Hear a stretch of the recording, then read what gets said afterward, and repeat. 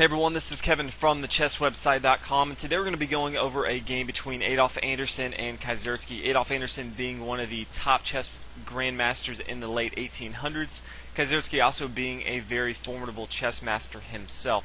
Now this is called the Immortal game. You've probably heard other grandmasters have their own Immortal games, but this is the Immortal game. This is kind of where it all started. So, as far as chess history, this is right up there at the top, but it's an amazing game, and also it's a very aggressive game. So for those players out there that love to play aggressively, love to sacrifice, you're really going to enjoy this game. One of the reasons I like this game so much is because Anderssen decided to play the King's Gambit line, which is a very aggressive opening. It's my favorite opening, and it really allows you to attack your opponent very frequently and all throughout the game, just trying to go after the king as much as you can. So Anderssen started with pawn to e4, Black responded with pawn e5, and Anderssen right away offers up his pawn sacrifice here on f4, and he does this for two reasons. He really wants rapid development. At the same time, after Black takes, White really has control of the center of the board. This pawn here on e5 from Black was kind of controlling these dark squares on d4 and f4, but Black no longer has control of the center of the board. Now keep in mind, White is down a pawn in material, but a lot of times he can make that up later on in the game. Now White here can continue in two ways. The main line is to bring his knight to f3, simple development move, and at the same time getting closer to castling his king on the king side. Anderssen chose the other option, that's bringing his bishop to c4, getting his minor pieces involved in the game, and at the same time attacking this key weakness here on the f7 square. Now Black does have a couple options from here. Kaiserski chose to bring his queen to h4. Now you don't see this too much in today's chess games, only because it really leaves your queen exposed later on in the game. You're really going to be having your queen chased around, but still a lot of players will play queen to h4 because the king is forced to move to f1. Can't bring his pawn to g3 because then Black could take it with his pawn, and if he retakes, obviously this is going to be very bad for White. His entire king side is just completely blown up. So from here, White is forced to bring his king to f1, so Black basically has to choose if he wants to bring his queen to h4 and have it chased around the board. In return, for White is no longer going to be able to castle on either side of the board. Now in this situation, Black really has three moves. He does have the Brian counter gambit with pawn to b5, which was played in the actual game, trying to force this light square bishop off this long diagonal that's attacking this key weakness on f7. Or Black could have played pawn to d6, which I prefer, opening up, his light square bishop into the game. Or he could have brought his minor piece in right away with knight to f6. But in any case, Kaiserski decided to play pawn to b5, which I think is the weaker of the three moves. After White takes, both sides are equal in material, but as you can see, this pawn here on d7 is now pinned down to the king. So this is going to be a thorn in Black's sides for some time now. Now Black did decide after this to go ahead and play knight to f6, developing a minor piece. You always want to develop your minor pieces towards the center, trying to control the center of the board. And from here, White, it was only a matter of time. Anderssen played knight to f3, attacking the queen here on h4 and gaining a tempo. The queen's going to have to, move back and lose a move here. So the queen comes back to h6. Now White really has two moves here. As you can keep in mind here, this pawn here on e4 is hanging. A lot of times you want to develop your minor pieces, so he could have easily brought his knight to c3, simple development move, and at the same time defending this pawn here on e4.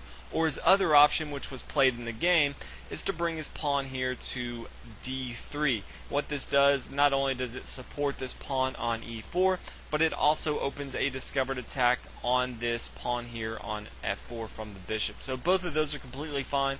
Anderssen decided to play pawn to d3.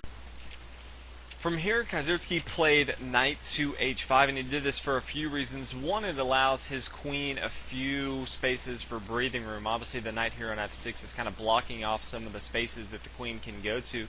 And at the same time, it's defending this pawn on f4, and it's also threatening knight to g3, which is a strong move, not only checking the king and the rook, but if this pawn here from h2 were to capture, then the rook would fall to the queen here on h6. So Anderson obviously saw this and he played knight to h4, which is a fantastic move, not only blocking the threat on g3, but at the same time getting ready to bring his knight to f5, gaining a tempo, attacking the queen once again, and also having this nice little outpost on the f5 square.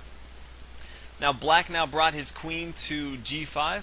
Logical move, not only attacking the knight here on h4, but also attacking the bishop here on b5. This bishop on b5 is really a thorn in black's side. He really wants to start to develop on the queen side and move this pawn here from d7. So the queen to g5 is attacking both of those. Now Anderson can just continue with his plan, bringing his knight to f5. Not only having his knight safe, but at the same time, blocking off the bishop on b5 to be captured. Now from here it would have been, the best move if Kaiserski would have played pawn to g6, kicking off this knight here on f5, because this is a strong outpost for the knight here on f5. But Kaiserski did not. Instead he played pawn to c5, pawn to c6. Again, really trying to get this bishop out of the way so that the pawn here on d7 can start to push up the board and try to counter as far as center control is, because right now black has no center control.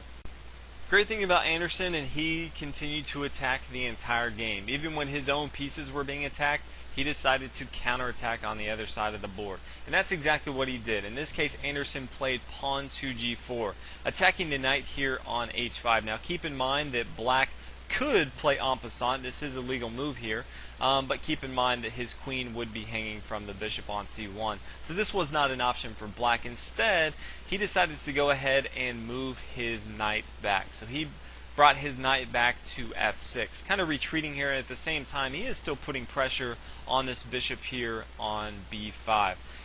Great move from Anderson. He decided to now bring his rook to g1 here. Obviously, he would have liked to right away play his pawn to h4, starting to attack, the queen. But the queen and the knight are both attacking this pawn on g4, and so the queen could just come down and take this pawn right away. Anderson knew this and saw that right away he could bring his rook to g1, and yes, he is sacrificing his bishop on b5, but he can already start to see that the limited spaces that the queen has to move, it's going to be very good for white, very bad for black. So this is exactly what he played, rook to g1, and black decided to go ahead and take the bishop on b5, trying to gain as much material as he can as he tries to get his queen to safety. Now Anderson continued with his plan. He brought pawn to h4, and again the black king is forced to move, and he only has one place to move, and that is to g6. So white continued to push up the board with pawn to h5, and the only move again black has here is queen to g5. Now that Anderson starts to have all his pieces in places he wants them, and he starts to kind of have this queen contained, he starts to get some of his other pieces involved in the game. He now brings his queen to f3, and as you can already see, he's now attacking this pawn right here, and at any given time he can bring his bishop to f4, and the queen's going to be left hanging. There's nothing the queen can do for black to not be taken. So obviously Kaiserski sees this, and he knows that he has to move his knight now. He has to give his queen some breathing room, or he's going to lose it on the next turn. So he decides to bring his knight to g8. There's really no other good moves. He can't bring it to d7. He can't bring it to d5, or it would be taken. And again, he can't bring it to g4 or h5 without being taken. So he does bring it back to g8, but you can already see after white now comes and takes with his bishop on f4, if you kind of look at the setup here, yes, black is up in material because he did take the bishop from white here on b5, but all of white's pieces are on the back rank here besides the queen that's just being chased around the board, and white's slowly and slowly controlling the entire center, and he's starting to develop all of his pieces on the board. So as you can already see, it's starting to kind of shift for Anderson's favor, because black just has none of his pieces developed, and the pieces that he does have, he's underdeveloping them back to the 8th rank here. Black doesn't have any other options. He continues to have to run away his queen, and this is again why you don't see at the beginning of the game that queen to h4 checking the king. Yes, it does force the king to move, but as you can see here, a very wise King's Gambit player that's very familiar with white's opening lines is going to have a fun time just chasing your queen around the board the entire game. So from here, white decided to continue and finish his development with knight to c3. All of his minor pieces are in the game. His rooks here are as connected as they're going to be because white cannot castle, and at the same time he does have his queen out in the game. So as you can see here, white is completely controlling the center of the board here, so black really needs to start to develop his pieces. Kazierski decided to bring his bishop to c5. He would really like to get his other knight involved in the action. If he could bring his knight to e7 or some sort of play like that, castle on the king side, get some sort of king side safety, because again he is up in material, but his king is kind of in the center of the board and he's very vulnerable right now. But Kazierski decides to bring his bishop to c5, very logical move for development, at the same time attacking this rook here on g1. What black doesn't quite understand is that these rooks aren't really doing too much for the attack, but all these minor pieces in the queen, they have a strong attack that can come later on in the game. But this is a very simple development move, and it's not a bad move. From here, white decided to kind of counterplay. Instead of moving his rook here, he decided to bring his knight to d5. Long time ago when I was learning chess, I always heard, if the king is in the center for your opponent and all of your pieces are in the center, attack, attack, attack. Especially if you're playing the King's Gambit line. You don't play the King's Gambit line to play a passive game. You're really trying to attack, attack, attack. And so that's why Anderson in this situation played knight to d5. Yes, he is attacking the queen here on f6, but even more importantly, he's attacking knight to c7 check, forking both the king and the rook there on a8, and at the same time the king's still in the middle and he's just waiting to be attacked here. From here, black decided to come down and capture on queen to b2, and white here had a fantastic move. It's probably the crown jewel in the game here, so if you want to pause and take a minute and see if you can come up with the move. But it's bishop to d6, and really what this does is it threatens a lot of different mating opportunities for white, but it's sacrificing both of the rooks here. Obviously you can see the rook here on g1's hanging, along with this, taking with queen to a1, checking the king on f1.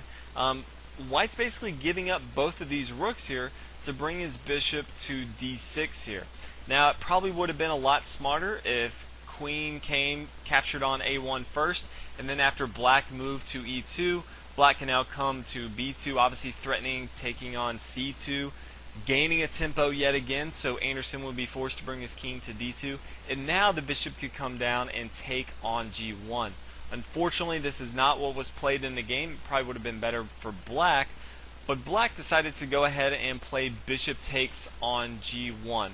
And after the bishop came down to g1, this is kind of the dagger in the coffin. The pawn now came to e5, and what this does from white, it does one simple thing, but it's huge in the game because it now restricts this queen here on b2 to get into the game. This queen can no longer defend the king up here, and it's only a matter of time before Anderson can just completely dominate as far as checkmating the king. It's in the center of the board, and he has all of his pieces in the center of the board to attack the king.